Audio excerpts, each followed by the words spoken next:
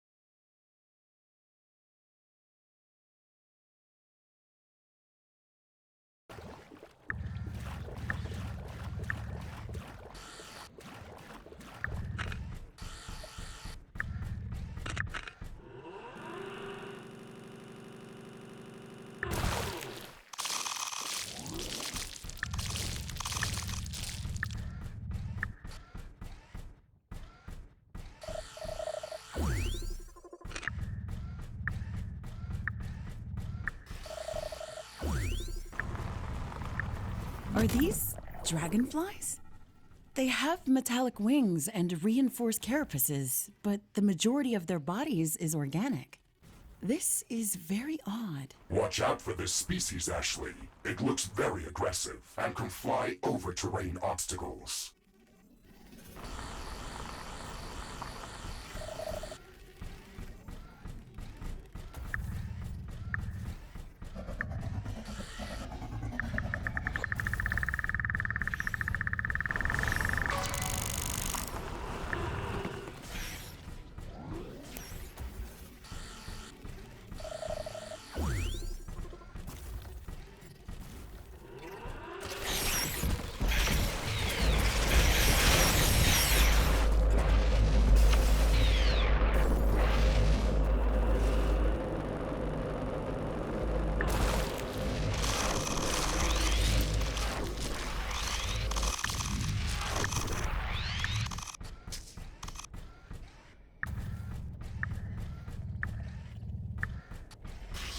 I have finished analyzing the dark energy wave patterns.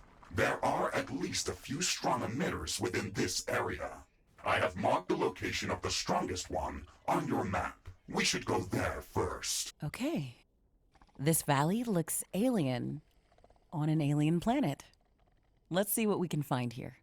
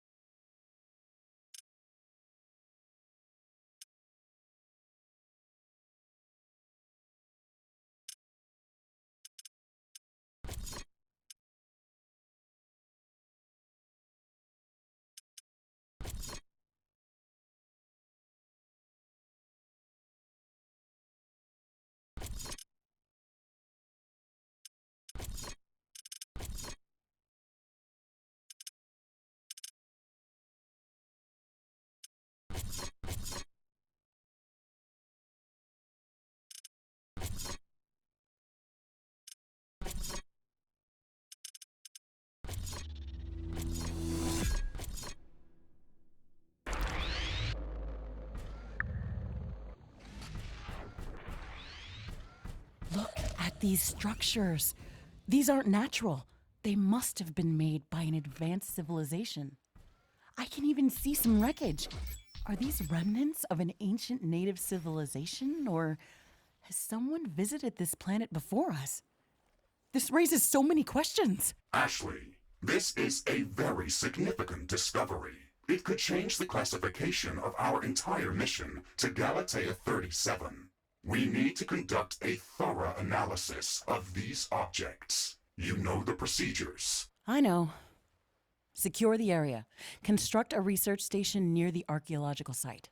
Assess if the find poses any threat to the expedition. Affirmative. These should be our immediate goals here. What about the dark energy wave emissions that we were tracking? Are they coming from these ruins? No.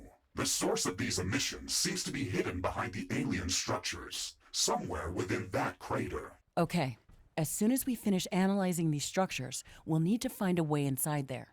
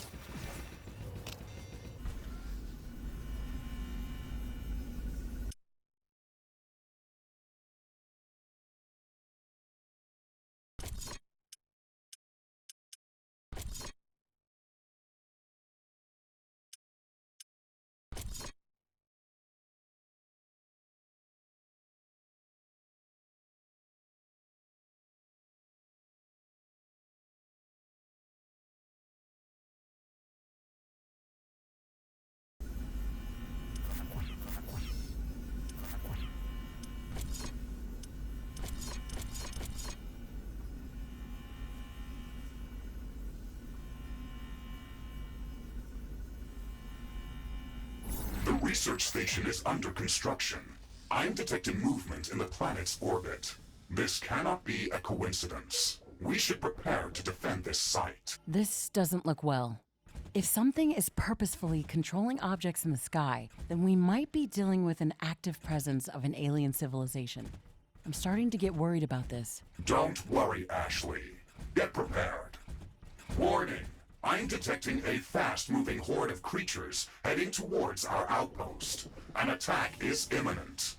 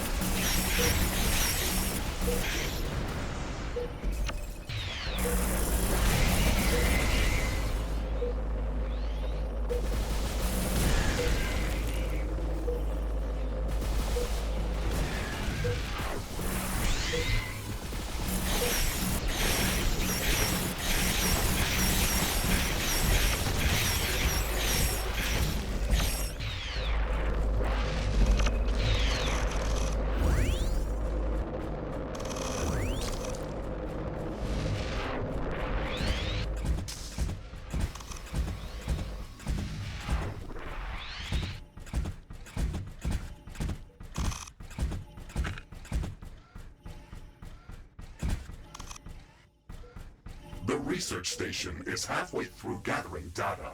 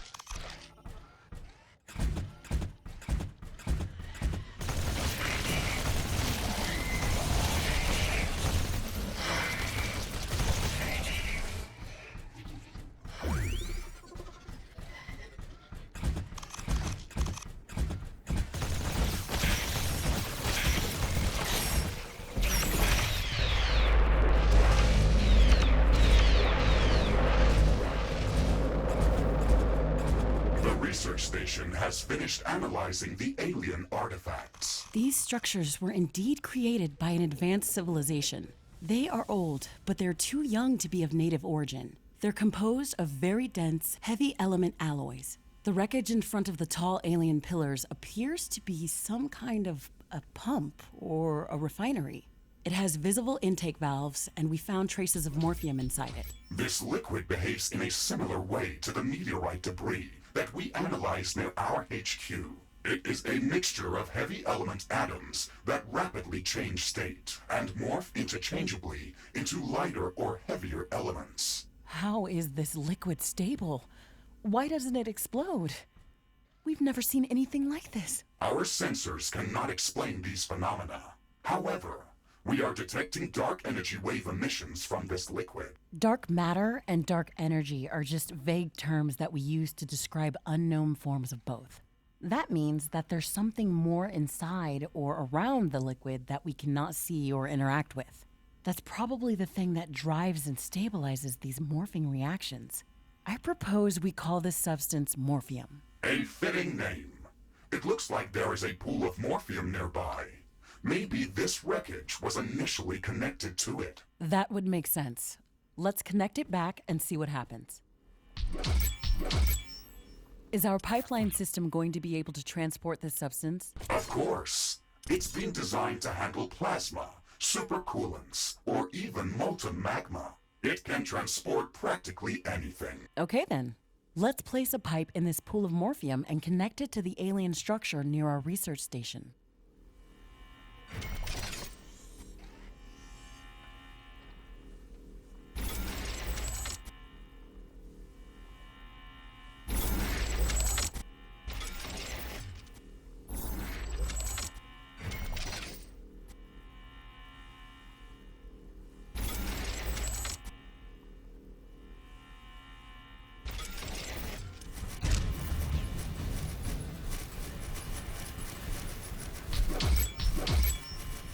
It's working.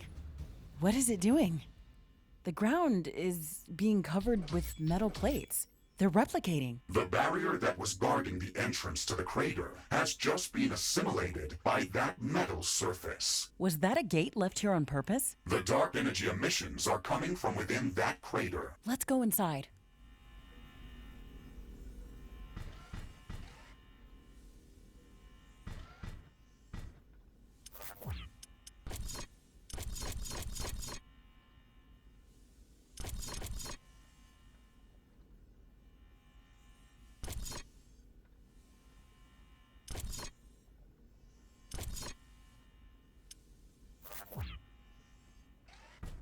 The structures inside this crater are amazing. They are very old and damaged, but they give me the feeling as if they could come back to life at any moment. The dark energy readings are strongest at the center of this crater.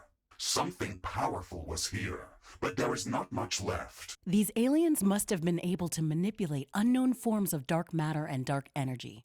The morphium liquid looks like some kind of power source. It provides both matter and energy to their structures. Would it be possible to replicate some of this technology without fully understanding how it works? Yes. The research station scanned the alien structure thoroughly, and our printer drones can replicate it with minor modifications. If we connect it to a morphium pipeline, it will operate. Based on initial analysis, the structure that opened the gate to this crater has multiple purposes. It is a defensive tower, but it also covers the ground around itself with a metallic surface. This influence area assimilates most smaller objects that it touches, and serves as a power generator. It probably served additional purposes for the aliens, but we don't know enough about that. These towers will not require an additional energy supply, nor AI cores to operate. This can prove very useful if we can find more pools of morphium. It could make securing remote bases very easy because we could have the morphium towers up very quickly, without the need to set up AI centers and a full power grid for them. We could also research a crude way of transforming morphium into a power source, and build morphium power plants. A new technology has been developed. New buildings are available for construction. That's interesting as well. Before we venture out further, it looks like it would be a good idea to set up a solid outpost in this area. There's a lot of ironium and cobalt in this valley. We should take advantage of that. That is a very good idea, Ashley. As soon as we've secured a solid outpost, we should investigate the remaining dark energy wave emitters I detected in this area. I have marked their approximate locations on your map. Some of the hostile creatures that are present in this biome are capable of traversing over canyons and lakes. We have to take that under consideration when placing our defenses. Remember to secure our base from all sides. Sunlight is a bit dimmed in this metallic valley, and there's a lot of strong wind currents. The weather is a bit more volatile here. I think it would make more sense to build wind turbines in this biome. However, we should back them up with a lot of energy storage capacity to mitigate the changing weather conditions.